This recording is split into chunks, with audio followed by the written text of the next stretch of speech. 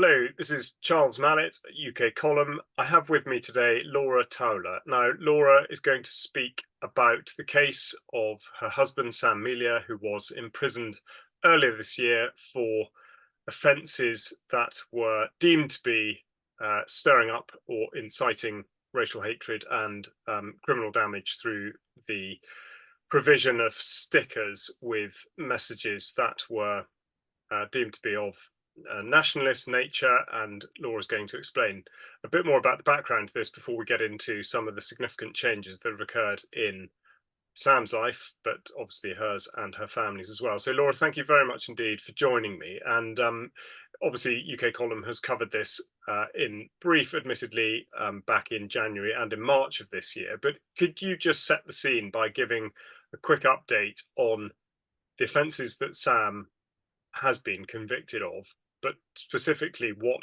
it was that the judge actually said or gave direction to the jury on, and effectively sort of how things have got to where they've got now. Yeah, well, first of all, it's nice to be introduced here, and thank you for covering the case as well. I have been following it on UK Column. I think anyone who raises publicity about this and lets the population know how bad law is in England. I'm very thankful for that. So thank you. Yeah, so Sam was arrested 3 years ago. And then 2 years later, he was charged, and then it went to court this February, and he was found guilty. He was found guilty of distributing written material with the intention to stir up racial hatred. So the important part of that is intention. So they're not saying that racial hatred has been stirred up. They actually said that every single sticker was legal. There were 310 different stickers. They're all legal. They also said the truth is no defence in court. So if you can argue that the stickers are true, that's not a defence. And they also said that zero crimes had been committed as a result of these stickers. That which sounds like to me they're arguing that racial hatred wasn't stirred up because no crimes were committed. But Sam was convicted of his intentions when he published these stickers on the internet. So a literal thought crime. They didn't actually have any evidence of his intentions. No messages saying I intend to do this or I hate this group or anything. Or it's my newborn baby. So what they instead did was they built a profile on Sam by cherry picking a few text messages. They read through tens of thousands, maybe hundreds of thousands of text messages that he'd sent over the course of 5 years, and cherry picked four where he'd used racial slurs. None of those were used in anger towards someone of another race. They were used in private conversations in jokes. They also cherry picked a couple of other things. A picture of Hitler, which was in a garage on another street that Sam and his friends exercised in during lockdown. It was a funny picture of Hitler. It was something to do with Hitler doing pull-ups. It wasn't a serious picture. They cherry picked that and a book that I own by Oswald Mosley. And they said that these were key pieces of evidence that surmise Sam Melia's ideology. They never explained what his ideology is. And that was enough for them to convict him. And he was sentenced to 2 years in prison. He went down on the 1st of March, and the judge ordered that he will serve at the most one year in custody. So the latest that he will be released is February next year, but hopefully before then. Well, that's absolutely, let's hope so. But evidently things have not turned out as expected. I mean, first of all, the we'll come back to it actually, but I think the expectation or the hope was that his sentence would be suspended. But so we'll come back to that. But critically, what I would like you to do now is to describe what has changed in the last week with specific regard to the children and contact with the children, and if you are able to give any reason or any inkling as to why this has happened. Yeah, well, Sam's been in prison so far for 3 months, and he was originally in Leeds. We had full contact, and every week we'd take the children to go visit him. It's a safe, like kid-friendly environment with toys and staff that play games with the kids and stuff. So it was quite a nice environment. They were visiting him every week, writing letters to him, speaking to him on the phone. I was sending photographs. So there were no problems at all. So this was in Leeds. When I say writing letters, our children are 2 years old and 1 month old. So obviously I'm writing letters and, pretending to be them and stuff. But it was absolutely fine. There were no problem. And then he got moved to Hull. And for Hull, so Hull is like an hour and a half away from us, so it's not too bad. I was just thankful that he hadn't been moved down south or something because he's still in Yorkshire, but it's further away, which is a bit annoying. But in Hull for the first week, everything was fine. We had a visit with the kids, speaking to him on the phone, no problems at all. And then all of a sudden, letters and emails started getting rejected and sent back to us saying child protection issues. And to cut a long story short, because it's been this big kerfuffle over the last couple of weeks, basically they've classified Sam as a PPRC, which is a person posing risk to children. And when I asked them to clarify why Sam had been classified as a PPRC, they said, and I quote, racist literature, insignia, and books, and racist and offensive attitudes. So that's why he's a risk to children, apparently. So they've stopped contact with his children. Not only that, but I'm not allowed he's not allowed any photographs of his children, and I'm not even allowed to mention his children to him on the phone. If I do that, they can ban me as a contact. So I mean, I can kind of understand the contact thing. Completely disagree with it. He's not a risk to his kids. His daughter's 1 month old and 2 years old. He can't brainwash them into racism or whatever. But I can kind of understand the contact thing, even though it's wrong. But I don't understand why he's not allowed photographs of them or why I'm not allowed to mention them to him because how is he going to brainwash a child down a photograph? Or if I say, oh, your daughter was learning the potty today, how is that gonna? And whenever you ask them and you say, what is the issue here? They go, hidden harm. And then you go, can you explain what you mean by hidden harm? And they just go, hidden harm. And then you're like, how can him having a photograph of his daughter cause harm to our daughter or anyone else? And they're just like hidden harm. They're like NPCs, they're like robots. I don't even think they understand their own rules. So at the moment, basically Sam has had to submit an application form for every child that he wants to have contact with. So he's done our two daughters. And we have to go through an assessment with children's services to see if Sam is any risk to his children. I'm hoping that they'll just take one look at it and throw it out and say, this is ridiculous. Even if you did have a dangerous ideology, your children are too young to understand it. But I don't know how long it's going to take. In public sector, they're so underfunded and understaffed. I wonder if they've got bigger priorities and they might be dealing with actual serious, offenders and stuff, and Sam might just go to the bottom of the pile. But I'm hoping it'll get sorted out over the next week or so. Yeah, well, absolutely. Let's hope so. I think you made a very important point there about whether or not the people who are dealing with this actually understand what it is that they're doing and why. And I think it's worth going into a little bit more of the detail because you did quote and you've put it on your Telegram channel. I'm just going to read a bit from it to see, because I think the audience need to understand exactly what it is that's being said and whether there's really any coherence to this.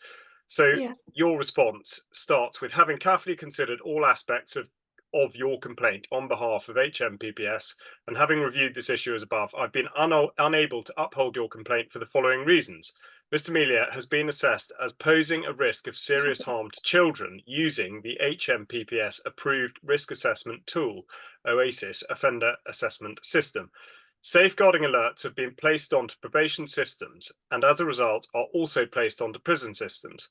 This is as a result of his offending behaviour, and it does not state he poses a direct risk of serious harm to children, but by the children being exposed to posters, insignia, literature, and attitudes assessed as racist and offensive. So you quoted that last bit there, but in the first instance, they are saying that there is a risk posed, and then they're going on to say that there isn't. So I think Mm. you're absolutely right to bring out that issue. And the other thing that I just wanted to go on to is the guidance, the public protection manual updated in January 2024, which has a clause, a chapter about person posing a risk to children. And I want to get your feedback on this because, as you say, Sam was in Leeds prison for 3 months and indeed in Hull for a little while before this actually happened. And yet here we are, chapter 5B, subsection 1.25. Potential PPRCs must be identified quickly and risk assessed to establish if there is a continuing risk to children. The relevant notifications must be made to children's services in the prisoner's home area. So I think there's a question that falls out of that, which would be the difference between Leeds and Hull. And then we've got a bit about requests, but then we have specifically about personal photographs, 1.27. PPRCs or potential PPRCs presenting a sexual risk to children must have access to their personal photographs as children considered using the principles in this chapter.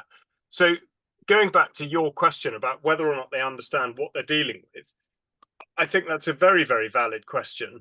But also, to what extent do you think that this might be something that Leeds had simply not considered, and that as part of the move to Hull, this has suddenly been, had a sort of light shone on it in a way that it hadn't been before? Is that possible? Yeah, well, from that paragraph or two that you just read out, it sounds like probation services put this onto Sam's file, and then that means it also goes onto the prison file.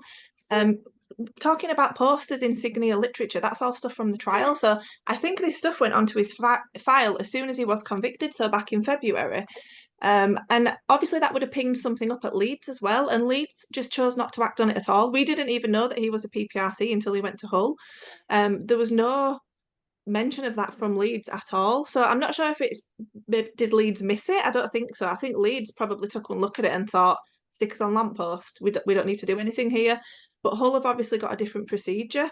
I've been talking to a few friends about it, and my circle is kind of split on whether it's just complete incompetence or whether it's malice. I'm not sure if Sam was moved to Hull so that they could do this to him, or maybe it is just that they've got a different system in Hull, and they have tighter restrictions. But either way, the last email that I sent to the complaints department, I said, can you just confirm for me that whether you are a child murderer or someone who puts stickers on lampposts, you get exactly the same restrictions put on you?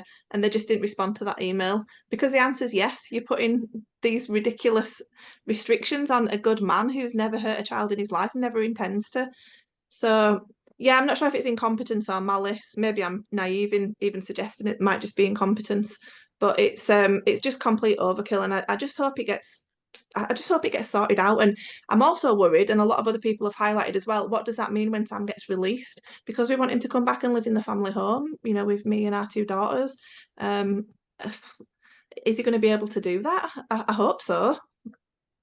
Of course, and that's exactly what the manual that I was just quoting from. That's exactly what it refers to. Is that they it's there in black and white that what they want to do is preserve the integrity of exactly these sorts of relationships, and they have no business meddling with them. And they cite the European Convention on Human Rights and all of this sort of thing.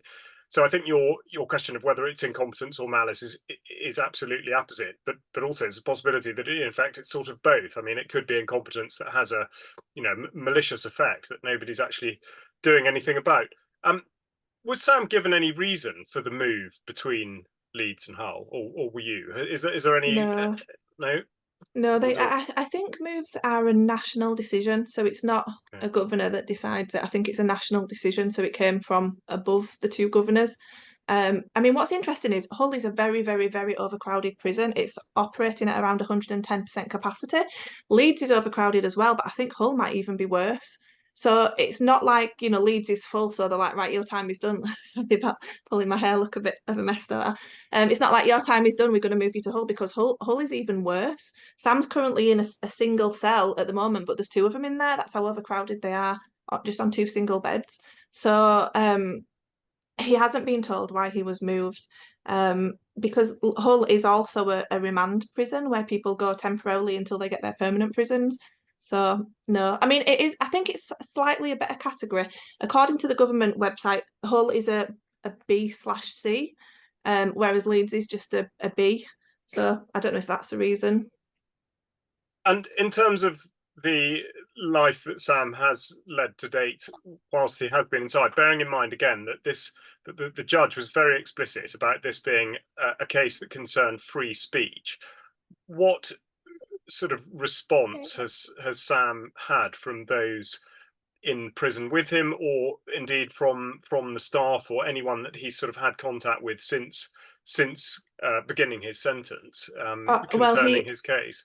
they call him a legend in Hull. He's only been there 2 weeks, but they call him a legend. He got an extra chicken leg for free when he went for his dinner. And he gets on with everyone. He gets on with all of the inmates that he's had contact with, and he gets on with all the staff as well. And when he tells people what he's in for, they're like, Stickers. They can't believe why he's in there. I mean, he's been talking to murderers and people who are armed robbers and drug dealers and all this kind of stuff, and they're just like stickers. And then the guards like him as well in Hull and in Leeds. I mean, he got his enhanced status really fast in Leeds, for well behaviour and all this kind of stuff. And then when he went to Hull, it wasn't supposed to copy over to Hull, but one of the guards liked him and said, "Oh, I'll copy your enhanced status over for you because you deserve it." So he's getting on with everyone, and people just can't believe like why he's in there. That's even a crime. I'm sure. Well, good for him. But and do you think that the sort of the undertone, i.e., one of censorship, really, and indeed a stamping out of free speech, is sort of understood, or do people just think he's been sort of tripped up on a petty offence? Do people see the significance of what's happened? Do you think? I think a couple of cellmates that he's been with previously, who he's been able to talk to about it in depth, I think they understand the implications of this law. But I think just quick conversations that he has with guards that might only last 30 seconds. Obviously, it doesn't get to get into that, so it's hard to know whether they think about it more or whether they're just not really tuned into that at all. Hmm. And of course, the other thing that we must talk about is the idea of an appeal, either of the conviction itself or the sentence, because I know that there's been a bit of back and forth on that, and I think you've been advised that you'd be unlikely to get anywhere with an appeal against the conviction, but possibly against the sentence. But are you able to just talk a bit more about that? Yeah, so a lot of people have been confused about this because they think that if you're innocent of something and you go to prison, you can appeal it, but it doesn't work like that. There are people in the past who have been found guilty of murder and they've not done it, and there are people in the past who have been found not guilty of murder and they have done it. I mean, look at O.J. Simpson, and you can't do anything about it if there's not a legal error or a legal sort of act of malice done during the trial. So with Sam's case, there was no problems with the jury selection. There was no problems with the judge. The judge made very clear that this was about free speech and that Sam wasn't on trial for being a racist or anything like that. The judge, he didn't do anything that he shouldn't have done. And then the prosecution, they didn't do anything that they weren't supposed to do. A few people have said that there was evidence admitted that they shouldn't have included, like the Hitler poster. What's that got to do with anything? But they're allowed to do it now. The law has changed where they're allowed to submit any evidence that they want to. You can't appeal on that basis. So Sam's been advised by his barrister that there's not much likelihood of appealing the conviction at all, but there is a likelihood to of being able to appeal the sentence because it should have been suspended. And the reason why is that there's like boxes that you have to tick to be able to get a suspended sentence, and basically Sam ticks every single one of them, and not enough gravitas was given to that when the judge was deciding on his sentence. So the judge said when he sent Sam down, this is going to have massive ramifications for your family life and the people who were picking up the pieces while you're inside. But I have to consider that sending you to prison may act as a deterrent to other people. And that's why he gave Sam a custodial sentence to act as a deterrent. He openly said that it wasn't about Sam as a person, it was the message that it sends to other people. So, yeah, Richard, Sam's barrister, thinks that he will be able to appeal the sentence based on the fact that it should have been suspended. So Sam's just deciding whether he wants to do that or not, because I think there's no risk in sending it to the first judge. But if it goes up to the next stage and they decide not to, if they consider it to be a waste of time, they can make you serve some of your days again that you've already served. So Sam's just weighing up whether it's worth the risk or not. Okay, well, that'll be one that we'll certainly follow up on. So please do keep in touch about exactly that. Just to go back a little bit, specifically with regard to the, like you say, what the judge says, in terms of sort of making an example, we're seeing increasingly now language that's being used by government and the sort of the orbit of government of the rising tide of extremism. And there was the report produced by Lord Walney just a couple of weeks ago talking about sort of dangerous ideologies and lone actors and all this kind of thing. I want to talk a little bit about the affiliation and your involvement with the Patriotic Alternative, and to what extent you, as well as Sam and all of those involved with Patriotic Alternative, are sort of feeling a sense of increased pressure and scrutiny as a result of the ramping up of the sort of extremism rhetoric, and particularly targeting organisations and people that are being described as far right.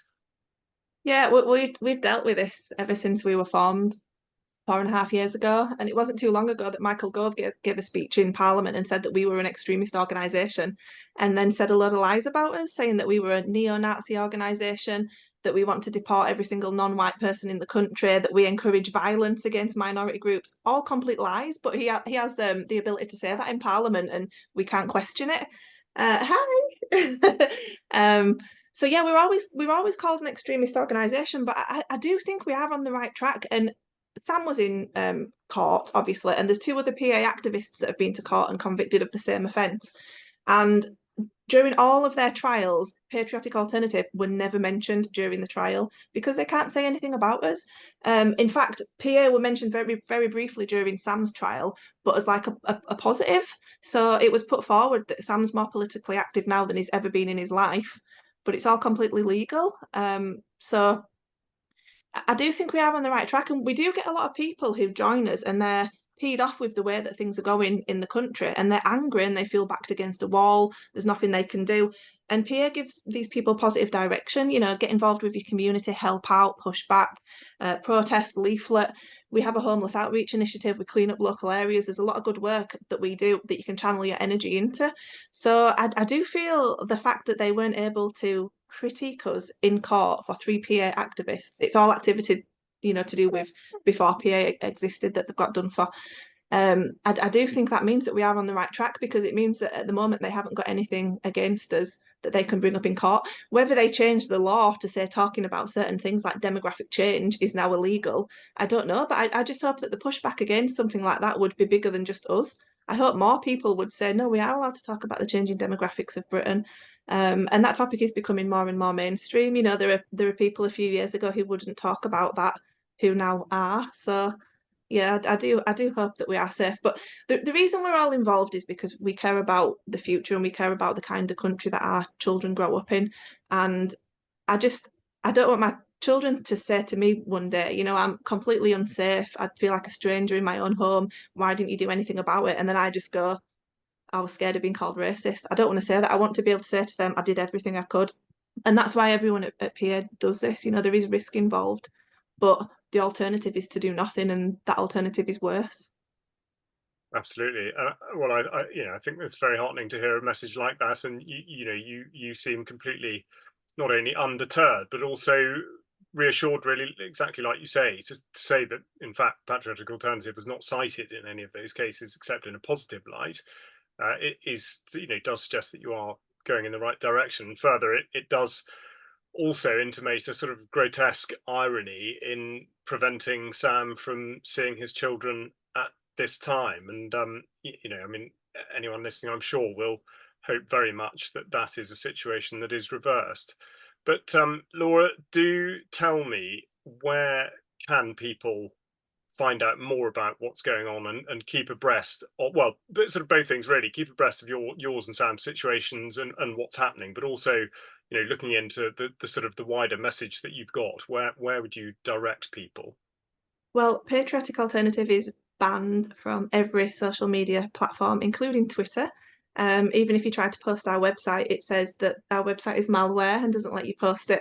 So I would direct people to go straight to our website, which is patrioticalternative.org.uk. If there's I think on the homepage at the moment, it's an article about Sam. So if you want to read in detail what's happened and look at the emails and stuff, it's all on there. There are also ways on there that you can push back. So if you want to write a letter to the governor of Hull or the complaints department at Hull, there's a sample letter on there. Please do consider doing that, even if it's just copying and pasting the sample letter to try and get Sam access to his children. There's also a petition on there if you want to sign the petition to free Sam. That literally takes like 30 seconds. And also, this might be a bit cheeky, but it's Sam's birthday on Sunday. And obviously he's locked in there by himself, unable to see anyone. So if you want to send him a birthday card, you can do that, and they give them to him. So PA website is the main thing, but I'd also say Telegram. We're active on Telegram.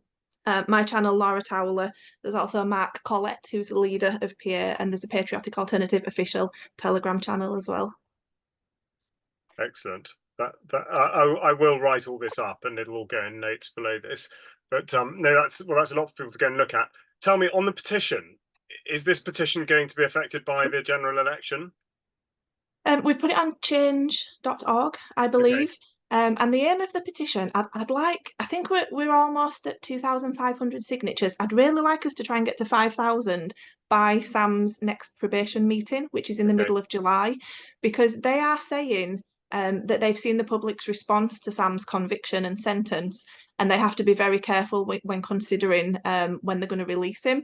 So it does seem like they have seen that there is a lot of pushback towards Sam. And if Sam can present that petition to them, in his next meeting in July and say, look, people want me to be released, even if it's just a 1% chance that they might consider it and say, like, yeah, he has got the public on his side, it's worth doing it. So yeah, it's on change.org, it's not on the government website. And even if you think petitions are a bit lame and the government are not going to let him go, there are other benefits to these petitions because Sam can present it to his probation team. So it would really help if you would sign it for us. Absolutely, and that's a point well made. Petitions don't always secure the outcomes that are hoped for, but they do at least put on record what people think about things and the numbers of people that do think about that, and they do serve as a direct challenge. So I would absolutely echo your views on that. Now, Laura, we'll draw to a close soon, but and I think you've dealt very thoroughly with all the issues that are sort of at hand at the minute. Is there anything you can think of that we haven't necessarily touched on that you think is important to get out at this point? Um, Not really. I mean, PA have got some more campaigns coming this year, from a free speech perspective, things that you can get involved in and ways that we can help more people who might be going through the same thing. So if you do subscribe to our Telegram channel, it will all be announced on there. But yeah, just help to spread the word. And Sam's not the only political prisoner in this country. There are other people. At PA, we've also got James Alchurch and James Costello, who were done for the same thing, not stickers. James Costello's was sharing a religious book from America, and Sven's, James Alchurch, his was a radio show that he had where they said that he used racial slurs a number of years ago. So they're also political prisoners, and the stories are out there if you want to go read them and let people know that this kind of thing is happening in England and Wales. Because every time I tell someone about what's happened to Sam, they can't believe it. They're like, stickers. Even people who disagree with the messages on the stickers, they're like, he's not encouraging violence, he's not using slurs, he should be able to say he's against immigration if he wants to. But yeah, just spread the message if you can. Thank you. Perfect. And political prisoners is absolutely right. That's exactly what this is, and people really do need to sit up and pay attention to this because it is terrifically serious. So, Laura, thank you very, very much indeed. To the UK Column audience, thank you very much indeed for tuning in. Please consider joining us for £5 a month, and notes and links from this talk will be posted at ukcolumn.org. But Laura, thank you very much indeed for joining me. It's a real pleasure to talk to you. Good luck to you, your family, and the wider cause. Thanks a lot. Thank you so much for having me. It was lovely to talk to you.